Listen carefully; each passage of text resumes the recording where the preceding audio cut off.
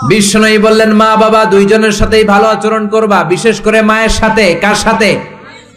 এক সাহাবী বললেন, বুখারীর বর্ণনা, মান আহাক্কু বিহুসনি সাহাবাতি ইয়া রাসূলুল্লাহ, সবচেয়ে বেশি ভালো আচরণ কার সাথে করব? বিষ্ণুই বললেন উম্মুক, মায়ের সাথে। তারপরে বললেন মায়ের সাথে, তারপরে বললেন মায়ের সাথে, তিনবার বললেন মায়ের সাথে। আরেক বর্ণনা এসেছে চারবার বললেন মায়ের সাথে, পঞ্চমবারে বললেন তোমার পিতার সাথে। বাবার চেয়ে মায়ের মর্যাদা বেশি না কম? আল্লাহ বললেন বাবার চেয়ে মায়ের মর্যাদা অনেক বেশি। তার কারণ হলো মা যে কষ্ট সহ্য করেছে বাবা ওইটা করে নাই। ঠিক কিনা? হামালাতহু উম্মুহু, বাবা তোমারে পেটে ধরে নাই, পেটে ধরেছে কে?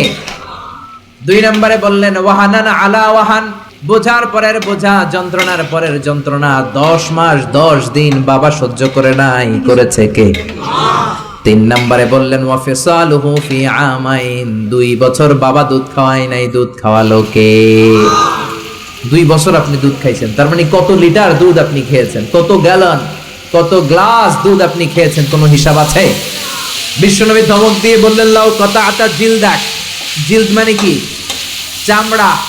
লাউ কাতাআতা জিলদাক, তোমার চামড়াগুলো কেটে রোদে শুকিয়ে যদি মায়ের পায়ের 2টা জুতা বানিয়ে দাও, ওই যে ছোট্টবেলায় 1 ঢোক দুধ তুমি খেয়েছিলা, ওই একটা ঢোক দুধের শোধ আদায় হবে নাকি?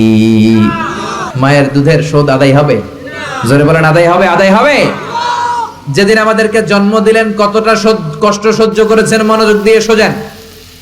মেডিকেল সায়েন্টিস্টরা বলে কোন সুস্থ মানুষ তার দেহে 45 ইউনিটের বেশি